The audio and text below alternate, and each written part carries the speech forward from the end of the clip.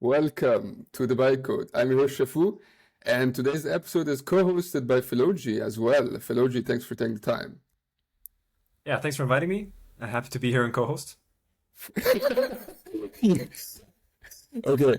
Yeah, I'm not forcing you, Philogy, by the way, but No, yeah, I am. Very excited to co-host. We're awesome. going to be looking into some cool stuff today. Nice. Our guest today is Leo, who's going to walk us through R55. Leo, thanks for being here. Yeah, thanks for the invite. Happy to be here. For sure. So, yeah, why don't you briefly introduce R55 and what it's all about? Yeah, so let me pull up this part here.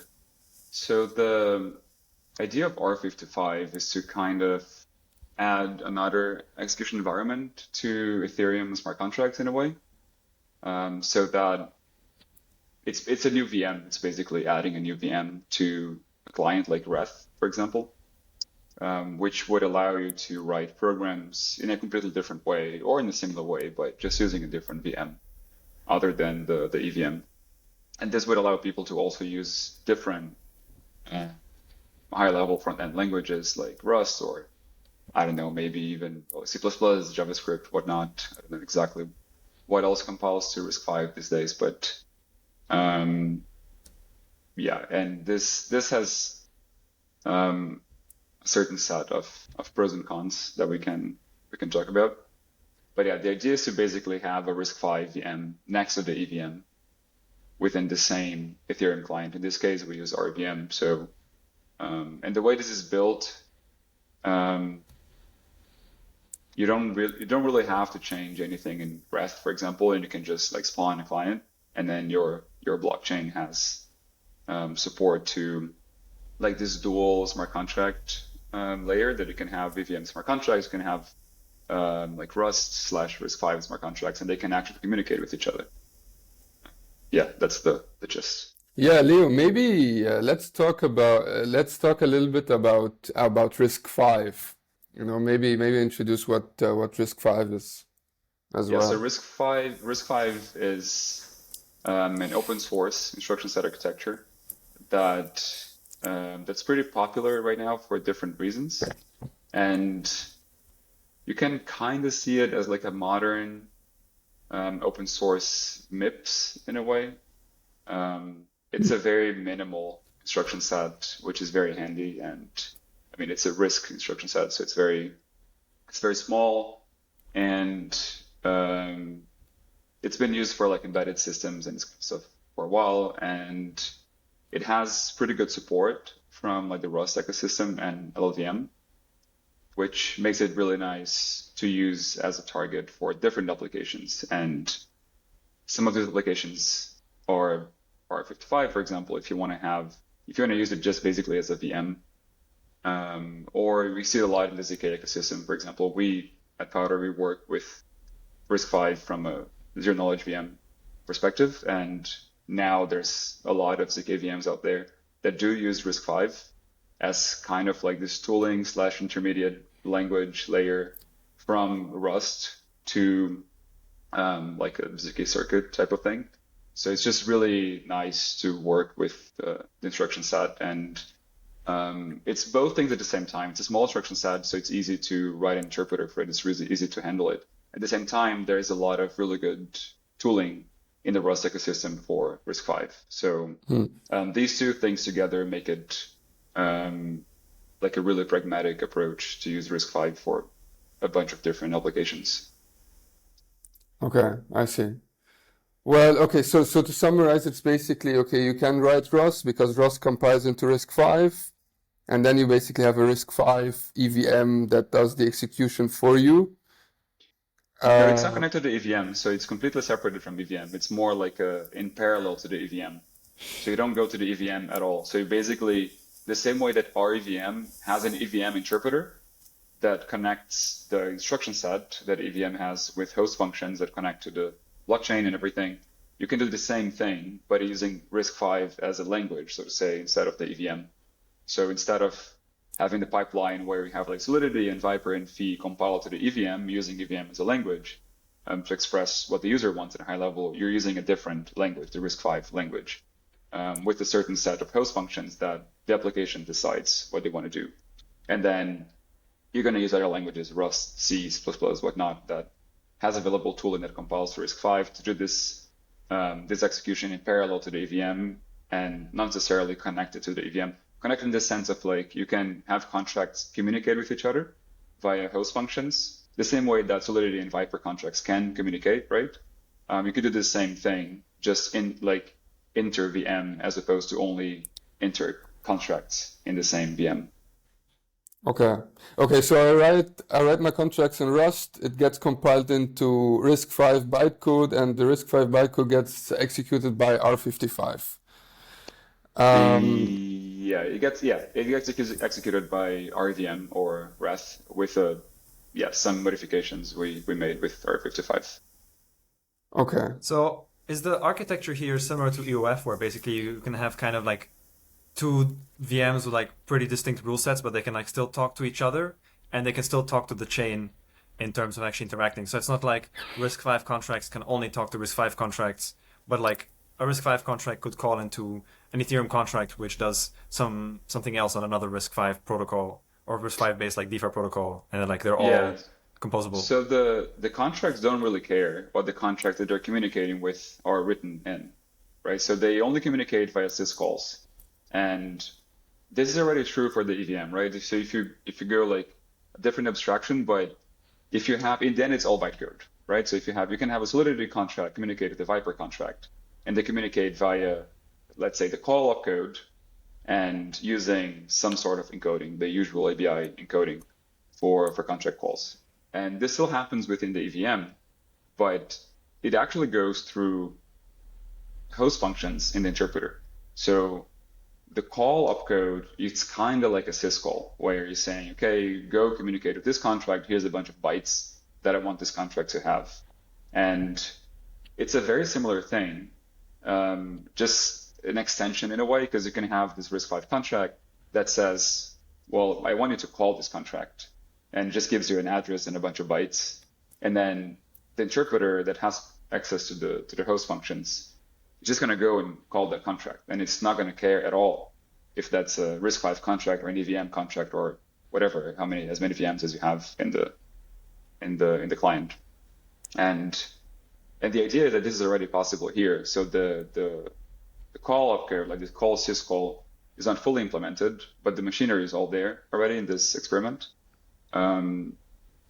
That pretty much because of the architecture that REVM has, that in the end, actually, so to give you more context, R55 was a hackathon project me and a few colleagues and friends implemented for ETH Berlin back in May.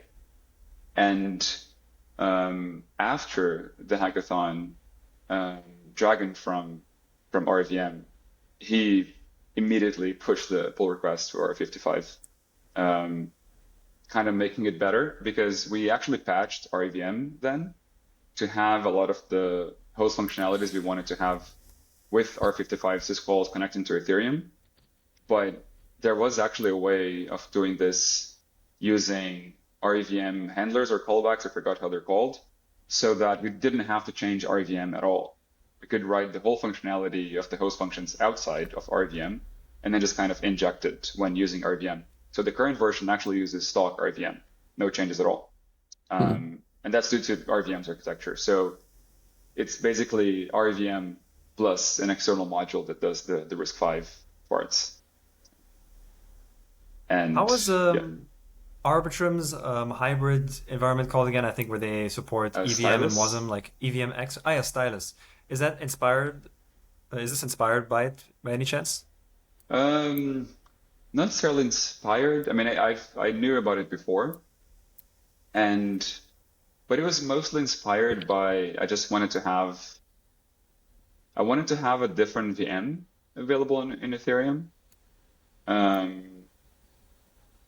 Mostly for fun. It's not like, because a lot of people are saying, oh, but you don't like Solidity, you don't like Viper, you don't like the EVM. It's nothing to do with that. Like, I do like EVM and Solidity and Viper and Phi and all of that. It's more from the point of view of just having options and thinking about adoption. Because there is a pro in having specific DSLs for Ethereum, like again, all these that we just mentioned. And it does create this kind of like identity that Ethereum developers have. But there's also value in supporting something that a lot of other people already know to be able to bring them into Ethereum or into Alto development. I don't know. And if you use something that already exists, like Rust, with minimal changes, I think this would make it a lot easier. And just getting to the point of the inspiration, the main inspiration was actually how bad Solana smart contracts are, because I thought this cannot be, it's not possible that this is the best you can get. And it was more just like, okay, if I want to have Rust smart contracts and I want to make it look nice from the language perspective, that people write normal Rust code and they get a smart contract out of this by implementing a trade or something minimal. I kind of wanted to have that, but also wanted to see how bad it is, so like how far can we get? And I think the results are pretty good. And I was aware of Stylus, and I think it's a great project. I think it's a great move from Arbitrum. The parts that I personally dislike, not necessarily even dislike, is they use WASM instead of RISC-V, and I think that's pretty good too. WASM has probably even more tooling than RISC-V, and you could even use, I don't know, maybe JavaScript or other languages to write smart contracts. But it's a lot more complicated than RISC-V. And the other thing is, I don't 100% like the way the front end Rust works for smart contracts. They have a couple weird macros in different places, which I think works, but it doesn't go all the way into what I wanted to do with like as clean as possible, like as pure as possible in a way, where you will have to do some specific things to transform your normal Rust code into a smart contract, because it is a different environment from just running something native in your computer. But I wanted to have that as clean as possible in a way. And yeah, I just kind of wanted to push this direction and see how far we get. Interesting. Obviously, through RISC-V and LLVM and stuff, you get the LLVM optimizations. Is there like did you guys ever do like a benchmark on gas usage or something between contracts compiled to the EVM and compiled through RISC-V? No, I think this would be a pretty fun experiment to run, but we haven't. The one thing we know is a lot worse is contract size. So the binary is a lot larger because it is a restricted instruction set. You spend a lot more instructions to do things that sometimes you can do with one instruction in something like WASM or, I don't know, x86 or probably even the EVM. So this is something we noticed, like even really simple contracts. I think even the example that I have in here, like this, which is just a very basic token with not much. This alone, I think already went past the Ethereum limit, the L1 limit at least. And then we had to change our EVM to allow whatever limit. So we could deploy this in the normal Ethereum chain. So yeah, this would be something to tackle if you were to push this to production. Performance-wise, I think it should be pretty good actually, but this is speculation from my side. One thing we considered trying during the hackathon was, so there is RISC-V hardware. So we wanted to see, what if we actually run this in hardware, at least the parts that don't require host functions, just to see the difference, like CPU EVM versus this RISC-V backend, and then versus hardware RISC-V. But yeah, the project was already pretty complicated as it was to finish during the hackathon. So that was like, okay, that's maybe a bit too much. But I think it would still, yeah, be a really fun thing to try. Well, Leo, so what is needed because you have to interact with the Ethereum storage somehow. So you have so how I understand is there's a wrapper around Revim right? Maybe you just start jumping into the Yeah, I can implementation. show you the full workflow.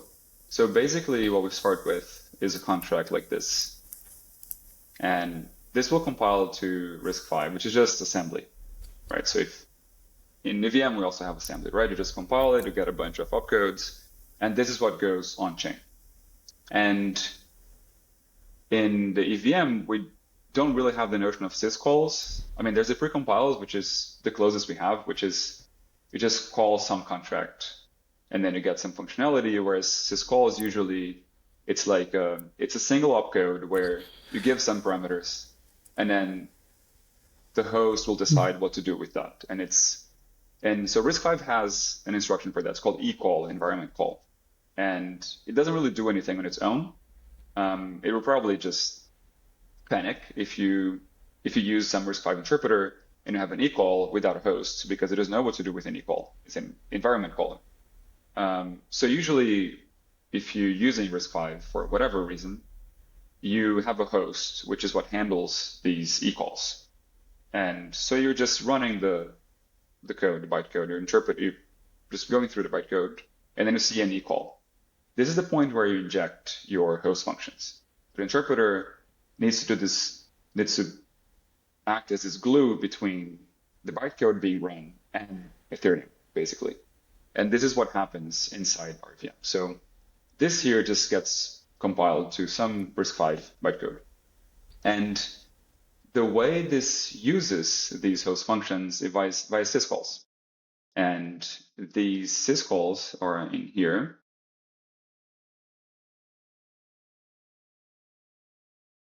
Okay.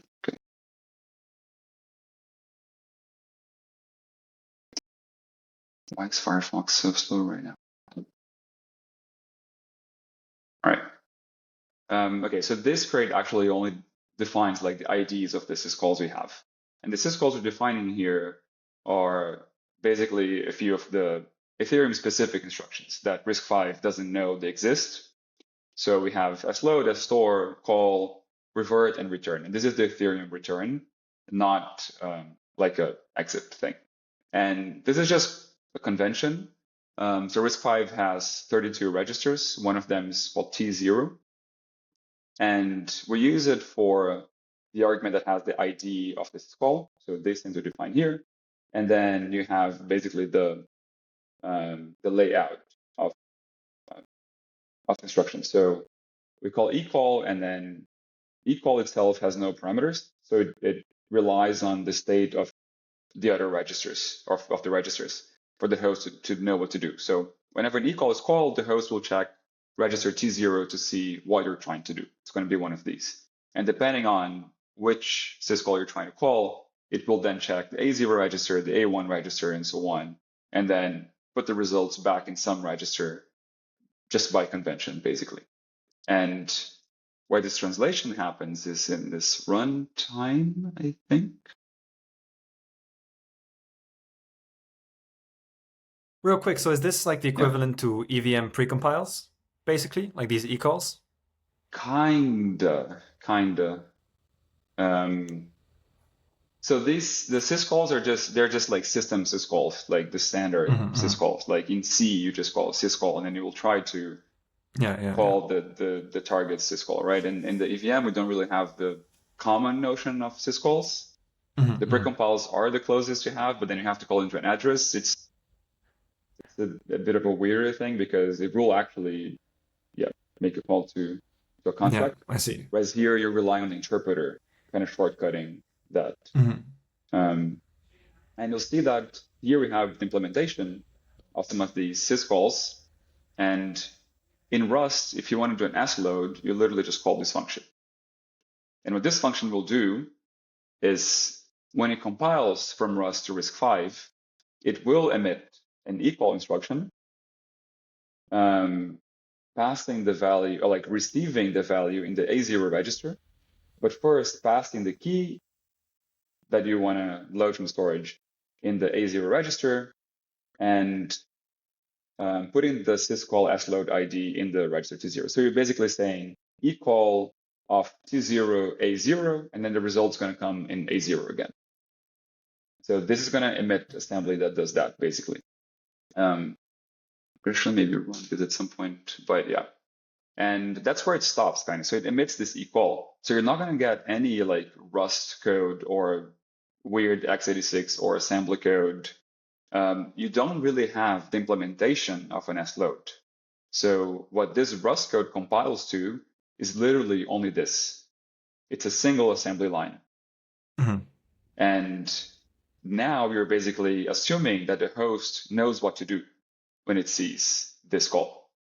And that's where you stop, basically. And then with these syscalls, you can basically implement anything. So for example, start implementing like a standard library.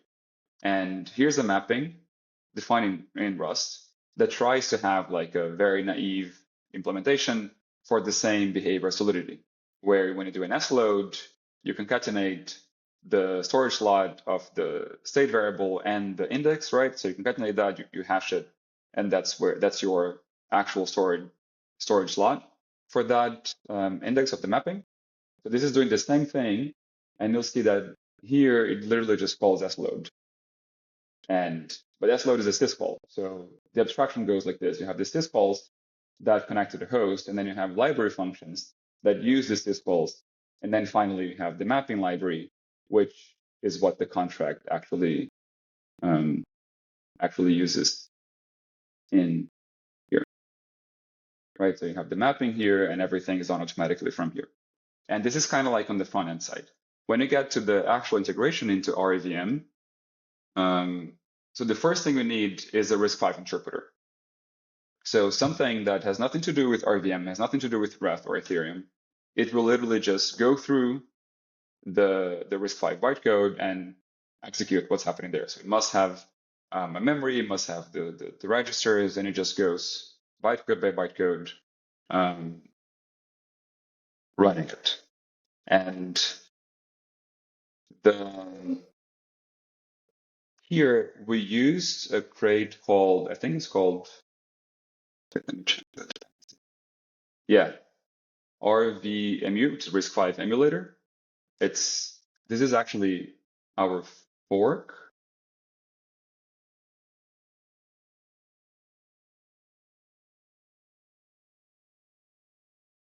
So this is actually our fork, and the original one is, well, this one here.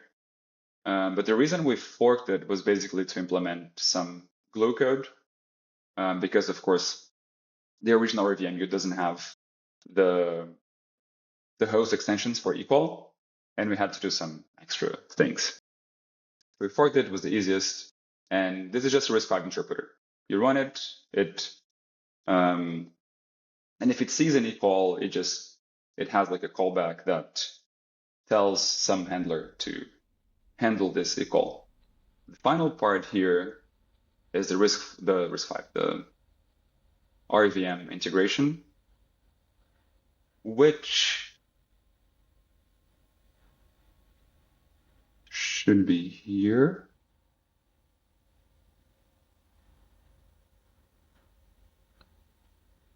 Yeah, so here's the main handler of these calls. So this is all written in a way that connects directly to RIVM. So don't try to understand line by line here, because there's a lot of RIVM specific API things that I also don't understand. But the basic thing is that, so here's the main function that executes just a given bytecode with some context. And this already has context from the EVM. So this shared memory, for example, is what's used to have inter-contract calls. And it doesn't care at all if something is a RISC-V or EVM contract. That's what it uses to have call frames and move things around. And this is the main loop where we just run the emulator, and this will run the interpreter until it finds an equal, because other than that, it knows what to do. It knows what to do adds, it knows what to do moles and all of that stuff, and use memory. But whenever it sees, this is what runs it, and then whenever it stops, it can be in the middle of the whole thing. Then we need to see what happened with the result of the run. And it will emit this if it finds an equal. So for example, the S load, which is computed on the Rust side, if we ever get to an S load, we'll have this equal to 0 equals 5 or whatever it was. Basically, we interrupt it here. And then we know, okay, there was an equal in the middle of our contract execution. So we read the register 5, which has the alias D0, and then we see what value was in it. And each syscall has an ID. So if it's our S load, actually it was 1. Then we simply decode the arguments. We know the keys in register 10, which has A0 as the alias. And this is where we make the call into REVM that automatically reads from the Ethereum state. And from here on, we don't have to do anything. So the host here is REVM, or Ethereum, basically. And we don't have to do anything after this. So we have the target. We have the contract that we're running. It's our context contract. We know what key we want to read. We have the host, which comes from the REVM types. That's it. We call it. If we get a positive result, we write it back into register 10 according to our convention. And after the equal instruction is run, then the register A0, which is register same as register X10 in RISC-V, will have the value that was loaded from the Ethereum state from this contract, this key. And at this point, we finish this big match here. We go back to the loop and we resume execution of the contract.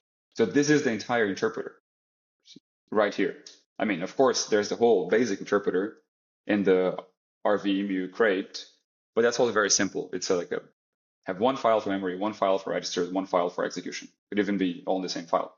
It's a very simple crate. And because RISC-V is so small, it's really not complicated if you even want to write an interpreter from scratch, because it's very simple. So yeah, this is basically all you have to do to integrate with REVM. So you have to be aware of all these host functions, and well, mainly this host here, which comes into here, and then it comes from somewhere in REVM. So it took a while to understand all of this, but in the end result is very clean and simple.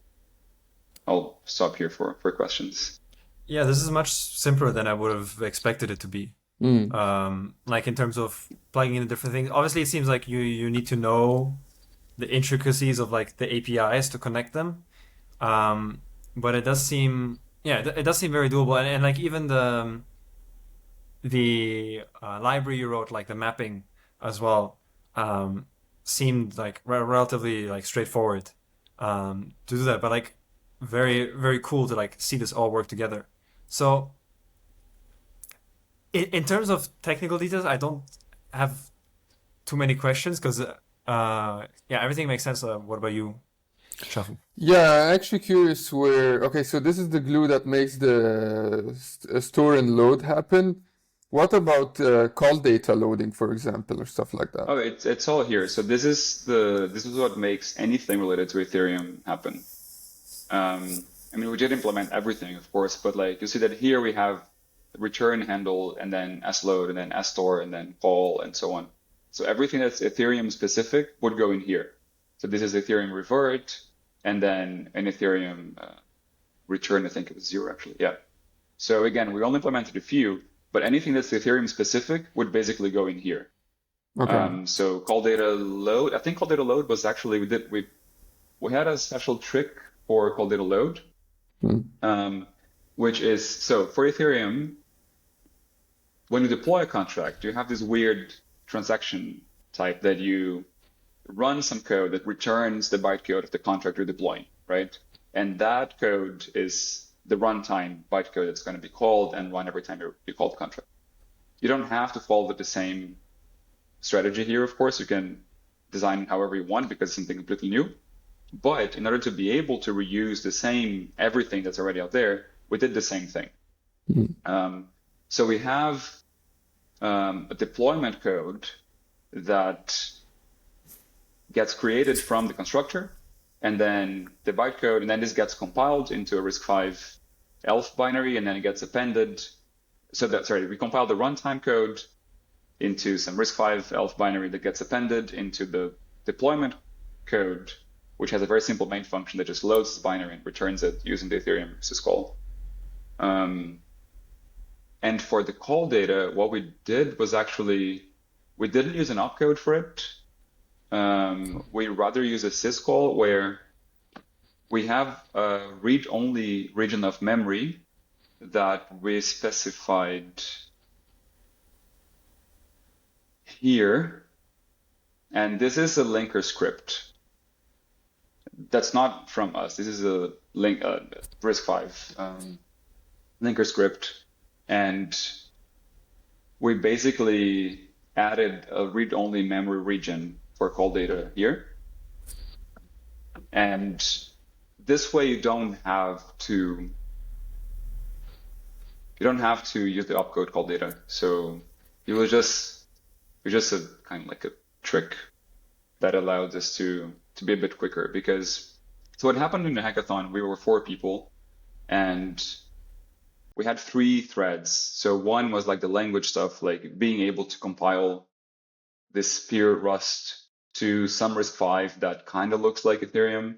And then the other thread was the interpreter and making sure this actually makes sense with the linking of the binary. There's like a lot of really low level stuff that has to be done to generate the final ELF binary that makes sense and runs an interpreter. And the third part, the RVM integration. So we had 2 people on the RVM integration because that's what we knew the least about. And I was in the Rust part until bytecode, and then Lucas, this person here, was working on all this low-level stuff here. Basically making sure that we have an ELF binary that actually makes sense with all the tooling we were reusing, like the RISC-V RT crate, which is the official runtime from the RISC-V project, and the interpreter, making sure everything works together. And we wanted to test call data before the RVM stuff was finished. So this was like a quick way we had to kind of like embed some call data and test the interpreter with some outside data. And this actually looks really nice in Rust because this is something nice here. So you'll see that in the contract.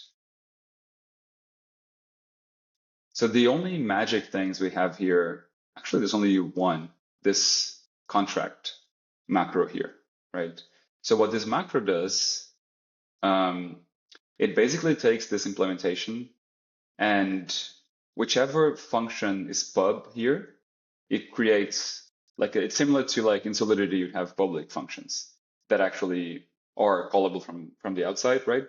So whichever functions are public here, you got a function selector, and we build the function dispatcher. Again, we didn't have to do these things because you could also just have a specific ID in the transaction, call data, this kind of things to identify a bit more easily what function you want to call and how, and even function pointers directly there that you could just jump to them. But we wanted to keep things kind of similar to avoid potential conflicts with the RV implementation. So we actually build a function dispatcher out of the pub functions that are here, just with this macro. So that's what this macro is doing. It's building the function dispatcher. And the way this does it, it looks really nice. So it's this, it uses proc macros, which are, yes, Rust like magic. But in the end, so this is the function dispatcher right here.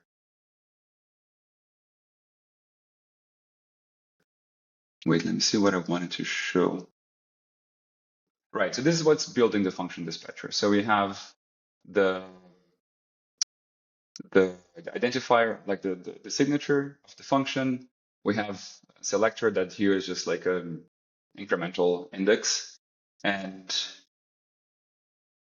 this here is what gets the types, because we actually do ABI decoding here as well.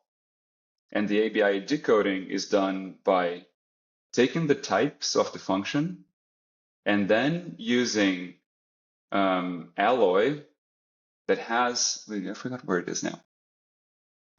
And then using the, oh yeah, it's here.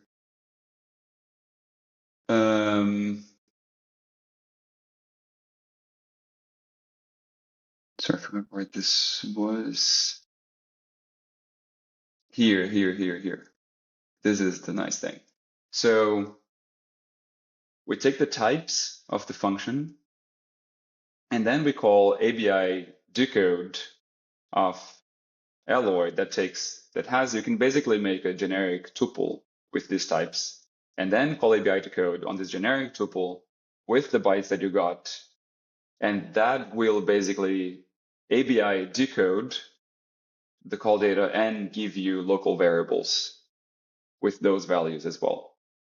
So this is a one-liner that just there's a lot of magic, and the cool thing about this is that we didn't have to write a compiler for this, right? So, I mean, there's some meta programming here. We're doing, it's all the proc macro stuff inside Rust, but it's a very short implementation. And you can do a lot with proc macros alone that we don't have to write a compiler for this. It's literally just a 100-line library here.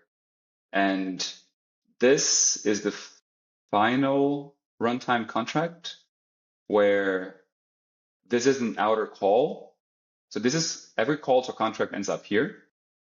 And then here we do the call data. We do the call data, like dispatching, like decoding, dispatching here with this fixed memory, region of memory that we have for call data only. And we can, again, do this whole thing in Rust alone without the need of some special handling in a compiler. We just load the pointer, we get the bytes for the function identifier, we decode it, and then call this other function with call data already without the function selector. And I mean, this is just basic stuff. So take the function dispatcher, and this match here is basically the function dispatcher itself, where each arm here of the match will be one function, just testing if it's this one. Function selector goes to that function, etc., etc. And and the match is done here, right? So have the selector, and then you do the ABI decoding of the arguments and do the return handling, and the return handling is doing the other way around. So if you have a return call in the function or whatever's been returned, gets ABI encoded again, which is here, also using Alloy and all the types as generics, and then calls the return syscall that will actually call the Ethereum return on the encoded ABI encoded data. And you can see that this is doing all the Ethereum sort of integration from the contract side, ABI decoding, encoding, function dispatchers kind of things. And it's a very simple implementation in the end. I mean, it took me a while to get this right because I hadn't done that much proc macros before. But this was the happiest, the nicest code for me in the end of the project, because in the end it's just really simple and it does a lot, and it's pretty magic. Yeah, I expected that to be crazier. One small detail question I have. So like, for example, you're unwrapping the code, right, from Alloy. So that means that, like, for example, in Solidity, if you encode things wrong and you call Solidity contract, it's going to revert.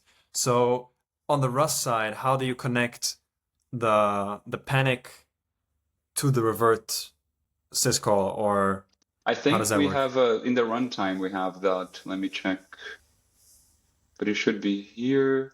So when you make a runtime for these things, you have to provide a panic handler and a memory allocator and a memory deallocator. And so here in lib, you'll see we have a panic handler here.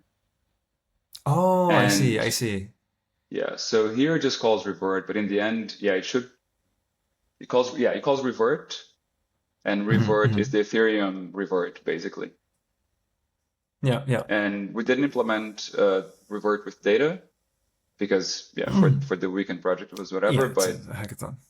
yeah, but that's the thing. So you implement the panic handler, and then whenever you panic in actual Rust, it ends up here, and you end up with an Ethereum revert. And Oh, that's super nice. not similar, but it's still like the same thing with the memory allocator. You have to provide a memory allocator, and then you just have the same style, the push allocator, as Solidity, for example, also has. And yeah, you have to provide the error function and then the global memory sort of thing. And then here is the allocator, which also gives you a chance to deallocate if you want to, but didn't really care about that. And this is where we started writing some of the types. Like I wanted to have a mapping type because it's probably the non-value type, the most used non-value type in Solidity. And I found it was kind of boring to just have U32s everywhere. So I wanted to have at least one more complex type that we could basically, because I wanted to have this type of thing as well, where we don't have to have a compiler to write a library type. So we can have a complex type like a mapping, which makes use of all the opcodes and syscalls underneath and provides like a type like mapping to be used in a smart contract without actually needing to change any compiler internals. That's super cool. Maybe some more high-level questions, but so there seems like this is like a really this really cool project. In general, it seems like a much smaller change or addition to Revum and Rest than I thought it'd be. So what do you think would be the steps to, like, if somebody wanted to productionize this, what would be the main things you would say that are kind of missing? So I mean, there's a lot of things missing on the feature side, on the host functions, but that should be very simple to add. So I just wanted to show this example of like a C smart contract that I think looks really cool. And this actually works. We deployed this and tested this. And it's the same thing. All you need is implementation for the syscalls and some runtime. And actually, this is the basic runtime written in assembly directly. That's it. Pretty nice C smart contract.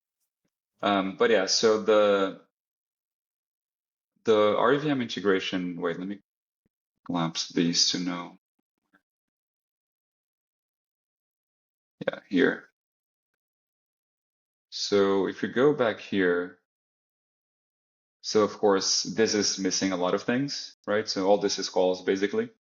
Not that many missing, but like everything in the EVM that is Ethereum specific that requires you to go to the state to read something. So call, delegate call, static call. Storage is here, but I guess like transient's missing here. And what else missing? Maybe some things that don't necessarily have to be syscalls, but are probably good to be a syscalls, like catcheck, for example. Because I imagine that expands to a lot of RISC-V instructions. So catcheck, like all the crypto stuff, the precompiles, like all these kind of things are missing here. And I mean, in here, they would have to be precompiles because of you can also add opcodes, right? You can go to the RISC-V interpreter and then change things to be opcodes. But here it doesn't really make sense because of how modular everything is. So RISC-V is RISC-V, and then it has its own instruction set. And if you really want to extend it, you can, but it's easier to extend it with syscalls. So basically finishing all the syscalls here. I think the rest is pretty ready here because Dragon himself wrote the main RVM integration, which happens, and we can go through it in a bit. The RISC-V emulator is pretty simple. So let me see how many stars and commits and stuff the original one has. I guess I want to either write one from scratch or to it has a lot of stars, so it seems to be used a lot. Yeah. Maybe it has like some dependency, like which is the actual Revum, or sorry, the actual RISC-V emulator, or like the actual RISC-V interpreter that Yeah, so is maybe this is the interpreter. modular? Yeah, so this is the interpreter itself, and it only cares about the instructions RISC-V has, right? And whatever is equal goes to the host, which is implemented elsewhere. So someone to like either write something like this from scratch, or take this and I don't know, audit this and optimize or simplify or do whatever. But because it's like you can see that last commits are not that recent. So there's probably Yeah. things that could be done either better or, but the implementation is, in my opinion, is pretty nice and small. So you wouldn't even have to do much.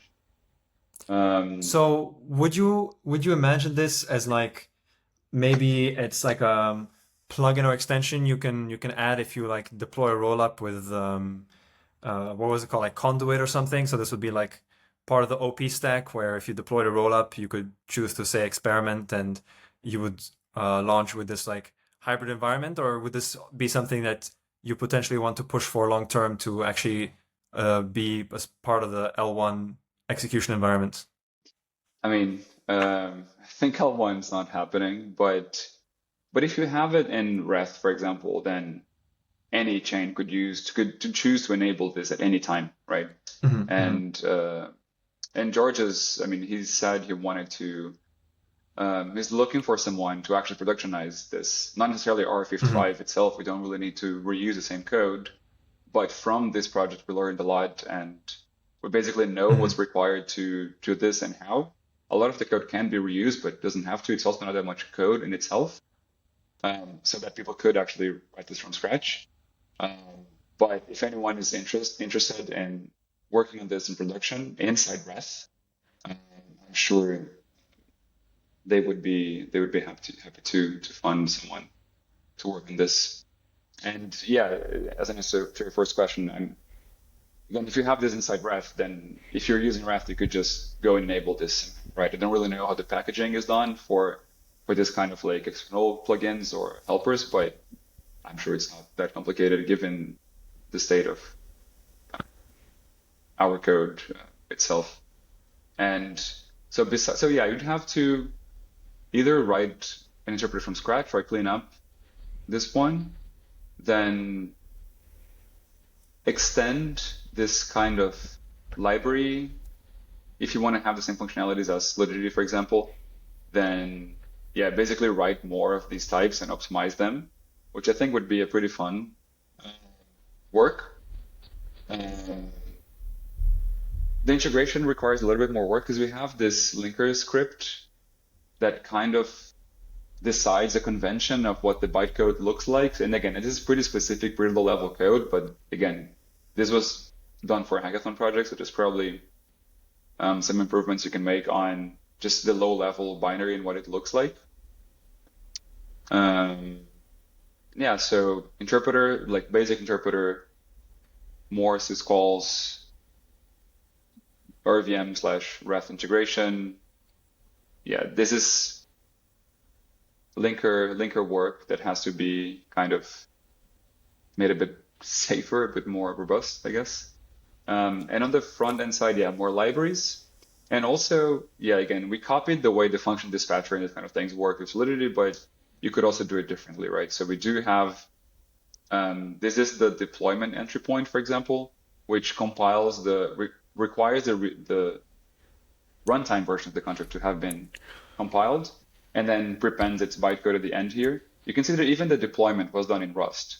So there's no need for a specific compiler for this. It's just a Rust function that handles the ELF binary and then gives you, when you compile this, then you get the final deploy bytecode. But again, these things don't have to be done exactly the same as they're done now with the EVM. So you could change this to something nicer if you want to, since you don't really have to follow the same standards, except for this, you might have to, just because the way Ethereum itself works.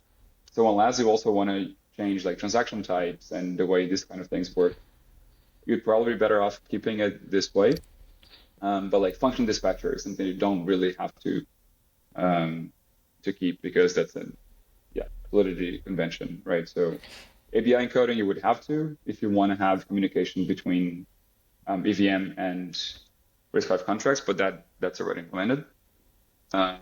But yeah, function dispatcher is something you could easily change because that's literally it's compiler specific. Yeah, I think this, I mean, I obviously work on a bunch of other things full time. I don't have the time and I'm not pushing this myself, but I think it's a really fun project for whoever wants to push it. Yeah, actually, now that you mention it in terms of like how this is like linked and built, I wanted to ask in terms of developer experience because I played around with SP1, for example, and there you kind of have to. I mean, it's still basically cargo because I think what they did is they forked cargo, but you basically have to install this like for some parts you have to install like this forked tool chain that they have to compile like your SP1 program, and then it kind of like plays with the other stuff. So just like from a DevX point, is this just like out of the box cargo, and then you have this template to actually do the linking and building, or does it Yeah, require? I think you have to just install the toolchain, the nightly toolchain, because um, there's some stuff we needed the Rust nightly, something related to compiling to RISC-V. You can use stable to compile to RISC-V, I think, but there were some specifics. But this is just installing, just Rust up install, right? There's nothing else. And actually, Okay, so it doesn't require like its own tool chain or anything. That which is already big. Like even if it's nightly. Um, no. and another thing It's a is like, normal Rust toolchain. So this is literally, if you Mhm. run these two lines, that should already work. Wow. Nice. But yeah, sorry, you had a question. Yeah, no, that's a good. Yeah, I also wanted to ask. So you mentioned at the very beginning the code size issue that RISC-V has, and that does seem to be like a more serious concern. Like once you start thinking about scaling this up in terms of like what the state load is like. You know, if you have like a simple Yeah. ERC20 contract that's already 24 kilobytes, you know, what does like Aave look like? And so, how feasible do you think it is to improve on that? I assume like some things, like for example, the mapping you had, like the catch-ack, expanding all those instructions probably costs a lot. But what improvements can be made there, and how feasible do you think it is to actually run a chain if the contracts are that much larger? Yeah, maybe to add to that, Leo, I think there's a lot of overhead in the ELF binary as well, right? Yeah, so you could, for example, I mean, there's bytecode is not compressed right now. That's one thing you could do already. Try to compress it somehow. Now it's just plain. And if there's data, it's not compressed either. So you could compress that too. And yeah, there are some things you could do in the binary itself to make it smaller. So Hmm. this should already, again, only speculating, but I think this would help a lot already. And then, yeah, as you also said, like in the library side, you can, like this one implementation that I just quickly wrote here. And actually, this is probably why this contract is so big, maybe. But the implementation here of oh, no, it's not here, it's in runtime. The mapping implementation, where is it? Types. It actually uses tiny catch-ack for a catch-ack. It doesn't use a syscall. So this will actually call the Rust library calling, I mean, running catch-ack. So it will be like a lot larger than if you could do a one-line call to catch-ack, right? So, and it's a similar thing with ZKVMs actually, because like when we build like in Powder or like also SP1 and RISC-0, all the ZKVMs, they have precompiles, right? So if you want to do catch-ack, if you want to do catch-ack, you wouldn't actually use catch-ack here. You would use a optimized precompile from the ZKVM or like from the VM itself. And this could be a similar thing here because this will add a lot of bytecode. Whereas if we had access to the syscall catch-ack here, we could use that in the EVM context. But the abstraction is again similar to the way the ZKVMs implemented these things, because one advantage of doing this, having these contracts in Rust, is that you can actually run and test it native and then compile to be used in the blockchain, right? But if I'm using the Ethereum syscall catch-ack here, I'm not going to be able to test it natively. So usually what you do in the ZKVM context, which you can do the same thing here, you just have a guard somewhere. Either you patch the library, or you just have some wrapper library that says like, okay, so in here, it's going to call catch-ack. But it will check the target, and if you're compiling to native, it uses catch-ack, so you can test it on your own computer. But if you're compiling to the blockchain, to r55, then it would use the Ethereum catch-ax syscall. And this is a thing on the DevX side of things. This is something that is really nice because, and that's actually the main point, the main idea behind trying to use Rust as a language for smart contracts, because you can, when you write, wait, where's the contract? When you write such a contract here, you could actually write a main function or write tests. You could literally write a test module here and run tests that use these functions, right? Without a different testing framework, without a different compiler, you just use cargo test. You literally just run cargo test and you get all your tests run, right? And the same code, if you put the contract macro and then change the target to RISC-V, then you get the optimized catch-ax syscall that will then reduce the bytecode size and reduce gas as well, because you're calling a precompile or an opcode instead of representing the entire catch-ax with the native instructions. And you just compile that to blockchain instead. So you have the same high-level code that you can test natively, but also deploy on-chain, and you don't have to change anything on the user code, only on the library side. Nice. I actually have one more general question regarding floats. I think the main reason of doing it all in UN for the EVM was weird float behavior in some edge cases and some consensus issues there. Don't we have that here too? Or how is that solved here? One way you could solve is the compiler has an extension that you can model floats with software. So you just have like, it looks like you have floats, but once you actually compile it, it actually uses library functions that use ints to represent floats. And that's usually the case for, again, ZKVMs. For example, you don't want to deal with floats, but then you just rely on the tool chain higher up to get rid of like atomic instructions, get rid of floats, get rid of all the complicated stuff that you don't want to deal with on the low level. Okay, interesting. Which it will make the bytecode bigger, of course, and like you need to spend more cycles to compute things. But it's a very like easy fix from the DevX perspective. And then if you want to optimize it, then you can of course add precompiles, add syscalls, add opcodes, whatever extension you want to the instruction set, as long as you support it in the host, right? So you're the one running the host, so you can do whatever you want. So, Yeah, just a really big boost for DevX yeah. to have native floats like this. Nice, Leo. Thanks, man. This was really interesting. Maybe to end things up, let's talk. I want to talk briefly about the current compiler landscape. Because I was really discouraged of using Rust for smart contracts because I did some Solana development, Yeah. which not the greatest experience at all, but even for EVM stuff, like for me with Solidity, for example, every time you have to use inline assembly is something the compiler should do. So I was just interested in your guys' thoughts here about where we're at with compilers.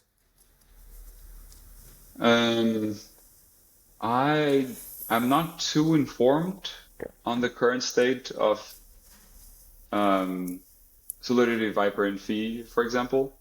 I'm of course closer to whatever happens in Solidity just because I know people working on it, and I know they've been working on like the new type system and trying to make the language, like work on the language side. On the compiler perspective, I don't know what that will influence. But yeah, on the inline assembly part, I know that people don't. Of course, I see the point of not needing to use inline assembly, Yeah. but I personally also don't have a big problem with it. I think people do exaggerate sometimes, like they use it just for fun, which makes it kind of crazy for auditors and anyone just reading the contract. But I also know that a lot of the time it is needed, especially when I think that the compiler could do, and I think people are aware of this, that memory management is not the best when you have like a memory heavy contract. Like the classic example is the old OpenSea contracts that I think they didn't even have any storage. Everything was just done in memory. And they had to do a lot of manual things to make sure memory just didn't blow up. And yeah, just the guess would explode. But I can't speak too much about V and Viper, for example, because I just haven't used it too much. Yeah. Or Philogy, if you have specific questions, yeah. now how's the Huff compiler doing? Yeah, I've actually been working on the rewrite. It's basically just a rewrite with trying to minimize tech debt. I mean, continuing with the questions. I mean, I've talked about my takes extensively, so I don't want to online, so I don't want to like steal the stage here. But I wanted to ask, like you say, you don't know that much about Phi, but it is an EF project, right? And it's still being worked on, even though the GitHub seems a bit dead. So I just wanted to ask you if you knew like what is the stage on that? Like, what are they currently doing? When can we expect like the next big Phi update? Because I've been looking at the repo every now and again, and I don't seem to see like a lot of activity there. So I just wonder, like, where is the work happening? You know, where can we see what's going on? Yeah, with Phi, I really don't know. From quite a while ago, and I knew they were focusing a lot on Sonatina, the IR, which is also very different from Yule and very different from Venom, I assume. Is it Venom, right? The Viper IR. So, and I think this is something you were very annoyed by, Phil, right? The IR landscape and people not converging on single IR. And I know they were focusing a lot on Sonatina. I don't know if that's what they're doing now. But yeah, that's the latest that I had, but that was like a while ago already. But yeah, it's an ongoing project. They have, I don't know how many people they have now. But I'm sure people are working on it actively. But I also don't know what their main communication channel is. I see. Interesting. But yeah, it is very interesting. I think now more than ever, it's like less and less certain, I think, what the future of compilers and languages looks like for smart contracts, because there's like so many interesting paths. Like Phi is a huge question mark. I think Viper is on the verge of making bigger and bigger changes to make it like usable as like a daily driver. Like there's still some things that are missing, but the team seems to be making a lot of progress. And now there's like completely new paradigms like R55, where we could say like, let's stop bothering writing our own compilers in the space, and let's just go with, you know, Rust and the LLVM toolchain. But then some people have raised concerns like more in the ZKVM context, but I think that could become relevant in the smart contract context as well. If R55 gets adopted, like, is LLVM secure enough for use in like production smart contracts? Because LLVM has a lot of bugs, but how often do those bugs actually affect production contracts and production code? And you know, there's questions around that. So yeah, it seems like there's a lot of like interesting things, and there's no clear answers as of right now. It seems like, but there's a lot of cool avenues people can go explore and contribute to. Yeah, but I think that's why it's good to have the options though, because actually just before the hackathon we built this, I put up a Twitter poll and asking people, would you, if you had like a good Rust experience for smart contracts, not the Solana experience, but like a proper experience where, well, I guess let's say the same Rust experience that we have in normal Rust, if you had that for smart contracts, would you consider using it? And I was actually pretty happy to see that it was very divided. A lot of people were, I think most people were like, I try. And some people were like, fuck no. And others were, please, that's all I need. And I think it was almost like a third each. And I think that was pretty good actually, because also when I talked to people in person, a lot of people were kind of excited about this project, and others were like, why do you need Rust smart contracts? DSL is much better. And a lot of people actually use the argument of this Ethereum identity, that when people use a DSL like Solidity or Viper, they feel like part of the Ethereum community in a way, because it's something specific to Ethereum or the Ethereum ecosystem overall, including the L2s. And I hadn't thought about that before, and I think it was an interesting point. Not one that I would push for myself, but I can totally see it, and I can see how it affects people. And especially for the beginning, I do feel like it made a difference, and it counterintuitively did bring some adoption using those features. But again, back to the Twitter poll thing, it did make me happy to see that people do have these different opinions. That like some people are like, no, I absolutely want to use only weird DSLs like Solidity and Viper, because I'm part of this community, and I mean, in some sense, it does make sense to have, like, I feel like if all language does is a smart contract, when you read a Solidity token or Viper token, there's nothing else going on. You know what's happening, and it's very, very easy to learn. I've had friends learn Solidity for fun, just like in a few hours, because they already know a bunch of other stuff. They're like, okay, it's a contract. Okay, what does this do? Okay, you have storage, memory is normal, fine. And then they can do very basic things super fast. And I think in that sense, it's good to have the DSLs. But of course, having established tooling also support Ethereum development makes a lot of sense, in my opinion. One thing is what I mentioned before, like just adoption, where people they don't have to learn something new from scratch, as long as it's nicely done. Again, not like this Solana stuff. It's easier to learn Solidity and Viper and Phi than the Solana stuff, I feel like. Even though it is Rust. But one really important point, I think, is we do spend, or like we have spent and we do spend, we as in the Ethereum ecosystem, a lot of time and money kind of reinventing the wheel a lot in terms of tooling. And if we were able to use established things, there are really good things that already exist out there. For example, we can use Rust, Cargo, LVM. All the compilatory chain is there. There's optimizers, there's all sorts of tooling, there's security tooling, there's formal verification tooling for Rust, and there's fuzzers, there's everything you want. So there's a lot more and a lot more mature things than, I mean, of course we have a lot now in the Ethereum ecosystem as well, but you'd be able to use all of that for free if we, if we had the ability to do this in production.